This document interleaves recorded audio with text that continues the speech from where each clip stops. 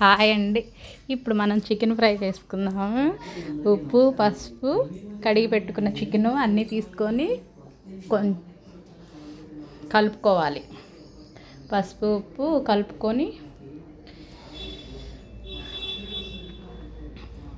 కొన్ని వాటర్ పోసుకొని, ఎక్కువ పోసుకోకూడదు, కొన్ని వాటరే పోసుకొని మళ్ళీ కలుపుకొని పొయ్యి మీద పెట్టేసుకోవాలి. స్టవ్ వెలిగించి పొయ్యి మీద పెట్టేసుకొని వాటర్ ఇంకిపోయేంత వరకు ఉడకబెట్టుకోవాలి.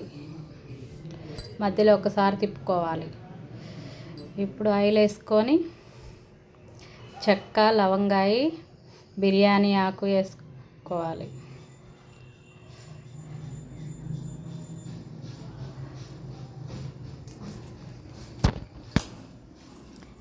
వేసుకున్నాక ఇప్పుడు మనం ఉడకబెట్టుకున్న చికెన్ వేసుకోవాలి.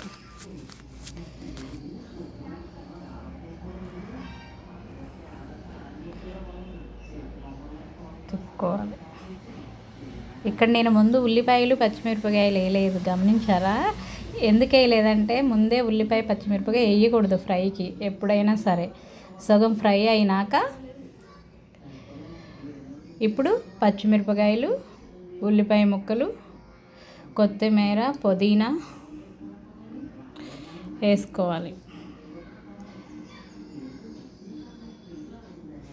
కొంచెం పసుపు వేసుకోవాలి. వేసుకొని అట్లా తిప్పుకున్నాక అల్లం పేస్ట్ వేసుకోవాలి. 2 స్పూన్ల అల్లం పేస్ట్ వేసుకోవాలి. ఇప్పుడు మీడియం సైజులో పెట్టి ఫ్రై అవ్వాలి. ఉల్లిపాయలు, పచ్చిమిరపకాయలు అన్నీ గోల్డెన్ కలర్లోకి రావాలి.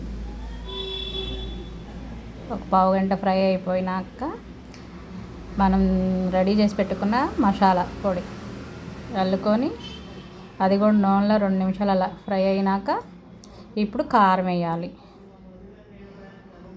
స్పూనున్నర వేసుకున్నా నేనైతే, మీరైతే సరిపడినంత వేసుకోండి. ఇప్పుడు పుదీనా ఆకు వేసుకొని 2 నిమిషాలు అది కూడా నూనెలో ఫ్రై అవ్వాలి. పుదీనా ఆకు వేసి వెంటనే దించకూడదండి. 2 నిమిషాలు అలా ఆయిల్లో ఫ్రై అయినాక ఇప్పుడు వేడి వేడి చికెన్ ఫ్రై రెడీ అయిపోయింది.